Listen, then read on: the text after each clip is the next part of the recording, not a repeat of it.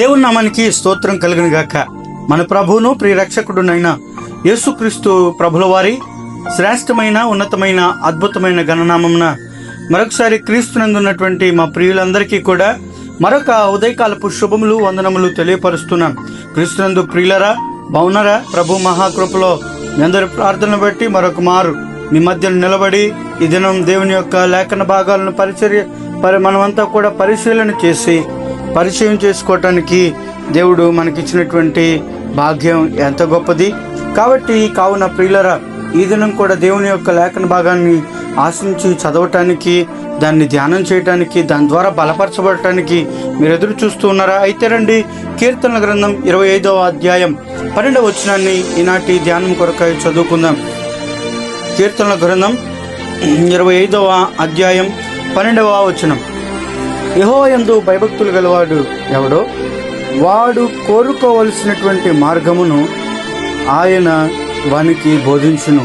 దేవుడి పరిశుద్ధ లేఖన భాగాలను మనందరి వినికిడిలో దీవెనకరముగా, ఆశీర్వాదకరంగా, ఫలభరితముగా మార్చి ఈ దినం కొరకై మనతో మాట్లాడి మనలందరినీ సిద్ధపరిచి మనల్ని బలపరచును గాక. ఆమేన్. క్రీస్తునందు ప్రియమైనటువంటి దేవుని బిడ్డలారా, చూడండి, భక్తుడైనటువంటి దావీదు ఎంత చక్కని మాటను, శ్రేష్టమైనటువంటి మాటను ఇక్కడ ఈ లేఖనంలో తెలియపరుస్తున్నాడు. ఎవరైతే దేవుని యందు భయభక్తులు కలిగి ఉంటారో, దేవుని పట్ల భయము, దేవుని పట్ల వినయ మనస్సు, ఆయన అందుకనే అంటాడు, ఒక వ్యక్తి బలులు అర్పించుట కంటే మాట వినటం శ్రేష్టం. ఆయన మాట విని ఆయనకు లోబడి ఆయనకు విధేయత చూపించి భయము కలిగి ఉంటారో, వారు ఏ మార్గాన్ని కోరుకుంటారో ఆ మార్గము యెహోవాయే, దేవుడే వారికి తెలియపరుస్తాడు. ఆ మార్గంలో వారిని నడిపిస్తాడు. ప్రియమైనటువంటి వాళ్ళరా, ఈ లోకంలో 2 మార్గాలు ఉన్నాయి. ఒకటి విశాలమైనటువంటి మార్గం, రెండోది ఇరుకు మార్గం. విశాలమైనటువంటి మార్గం దుష్టుడు చూపిస్తూ ఉంటాడు.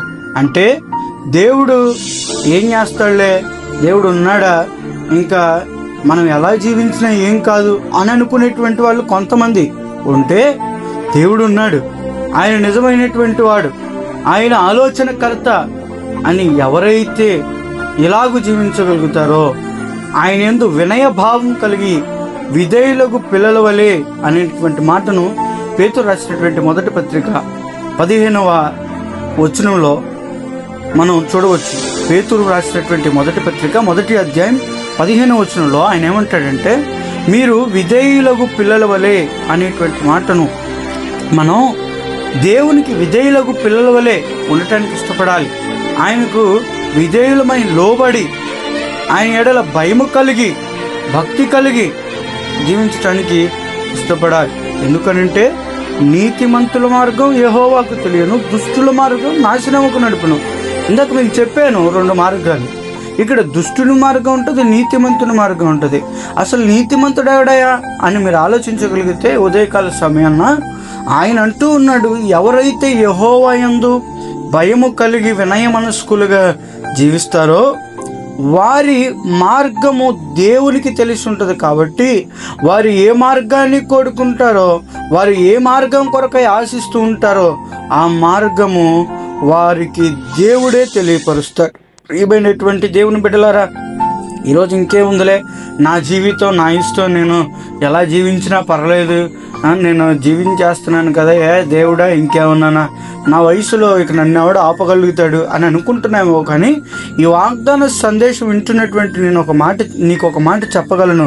నువ్వు ఎప్పుడైతే దేవునికి భయపడతావో, ఎప్పుడైతే దేవునికి లోబడగలుగుతావో, ఎప్పుడైతే దేవుని వైపు చూడగలుగుతావో, నీ మార్గాన్ని, నీవు కనిపెడుతున్నటువంటి మార్గాన్ని ఆయన నీకు సరళము చేసి, నీ మార్గాన్ని విశాలపరిచి, నీ ముందున్నటువంటి ఇరుకు మార్గాన్ని చక్కగా నీవు ఆ ఇరుకు మార్గంలో నుంచి, ఏది ఇరుకుగా ఉంది, నీ కుటుంబంలో ఈరోజు కొన్ని కష్టాలు, ఆ కష్టాలు గుండా ప్రయాణించడం, ఆ మార్గం గుండా, ఆ కష్టాలు అనేటువంటి ఆ మార్గం గుండా ప్రయాణించడం నీకు కష్టంగా అనిపించవచ్చు. కానీ నా దేవుడు అంటున్నాడు, నీవు ఆ మార్గం నుంచి వెలుపలికొచ్చి, అనగా దేవునికి లోబడి ఆ మార్గం నుంచి తప్పించుకోవాలి అని నువ్వు ఎదురు చూస్తూ ఆశిస్తూ యోచిస్తే దేవుడు నీవు కోరుకున్నటువంటి మార్గాన్ని నీ కొరకు దాచి సిద్ధపరిచి ఉంచాడనమాట. అందుకని ఆయన అన్నాడు, యెహోవా యందు భయభక్తులు కలిగినటువంటి వాడెవడు. భయం ఉండాలి, భక్తి ఉండాలి. భక్తిహీనులుగా ఉండి, వినయం లేకుండా ఉండి, ఇదిగో నా మార్గం ఏంటో, నా దారి ఏంటో, నా బ్రతికేంటో నాకు అర్థం కావట్లేదు అనుకున్నంత మాత్రాన నీకేమీ ప్రయోజనం ఉండదు. కానీ ప్రియ తమ్ముడు, చెల్లి, సహోదరి, సహోదరుడా, దేవుని యొక్క మార్గాన్ని ఎప్పుడైతే తెలుసుకోగలుగుతావో ఆయన యందు భయము కలిగి భక్తి కలిగి ఉండు. భక్తిహీనుడి ఆశ భంగమైపోను. భక్తి కలిగి ఎవరైతే ఆశిస్తారో, దేని కొరకు ఆశిస్తావో భక్తి కలిగి. అందుకనే నీ భక్తిలో నీకెప్పుడు ధైర్యం ఉండాలా, నీ భక్తిలో నీకెప్పుడు రోషం ఉండాలా, నీ భక్తి జీవితంలో నువ్వు ఒక పట్టుదల అనేది కలిగి ఉండాలి. అందుకనే ఆయన యందు భయము భక్తి కలవారు ఎవడో వాడు కోరుకొనినటువంటి మార్గాన్ని ఆయన వానికి సిద్ధపరుస్తారంట. వాని ప్రాణము నెమ్మదిగా ఉంటుంది. కింద మాటలు చూస్తే ఎంత అద్భుతం. వాడి ప్రాణము నెమ్మదిగా ఉండును, వాడి సంతానము భూమి మీద విస్తరించబడును. అబ్బా, నీ కుటుంబం ఆశీర్వదించబడాలన్నా, నీవు నెమ్మదిగా బ్రతకాలన్నా నువ్వు దేవుని యందు భయభక్తులు కలిగి ఉండాలి తమ్ముడు. నువ్వు దేవుని యందు భయభక్తులు కలిగి ఉండాలి చెల్లి, సహోదరి, సహోదరుడా. ఎప్పుడైతే ఆయన యందు భయభక్తులు కలిగి ఉంటే నీ ప్రాణం నెమ్మదిగా ఉంటుంది. నువ్వు నెమ్మదిగా ఉండగలవు. నీ మనసులో ప్రశాంతత దొరుకుద్ది. ఇవన్నీ కావాలా? ఇవన్నీ లభ్యమవ్వాలి అంటే ఆయన యందు భయభక్తులు కలవాడు ఎవడో వాడికే ఆయన మార్గం సరళము చేసి నడిపించగలిగినటువంటి వాడు మన ప్రభు. ఆయన ఇచ్చేటువంటి మార్గాన్ని కోరుకుందామా? ఆయన యందు భయభక్తులు కలిగి జీవిద్దామా? అట్టి కృపా భాగ్యం దేవుడు మనందరికీ దయచేయును గాక. ఆమెన్. చిన్న ప్రార్థన చేద్దాం రండి. పరిశుద్ధుడే, నీకు వందనాలు. విన్నటువంటి వాక్యాన్ని దినమంతా మా హృదయాల్లో మీరు నీరు కట్టి ఫలింప చేయండి అయా. ఈరోజు పుట్టినరోజులు, వివాహ వార్షికోత్సవాలు ఎవరైతే జరుపుకుంటున్నారో వారితో కూడా నీ ఆత్మను తోడుగా ఉంచండి. నీవిచ్చు మార్గం, నీవు తెలియచేయ మార్గం మేమంతా కోరుకొని నాయన నీ యందు భయభక్తులు కలిగి నీ కొరకు సాక్షులుగా జీవించేటువంటి నాయన భాగ్యాన్ని ఉదయకాల సమయంలో మాకు దయచేస్తున్నామని మా ప్రభువును ప్రియరక్షకుడునైనా యేసయ్య పరిశుద్ధ నామం పేరిట స్తుతించి వేడి ప్రార్థిస్తున్నాం తండ్రి. Amen. May God bless you all. దేవుడు మిమ్మలను, మీ కుటుంబాలను తన మహాకృపలో తన మార్గంలో నడిపించి వర్ధిల్లింపచేసి ఈ దినమంతా మిమ్మల్ని మహాదేవుడు కాచి కాపాడి రక్షించి బలపరుచునుగాక. Amen. May God bless you all. May God bless our India.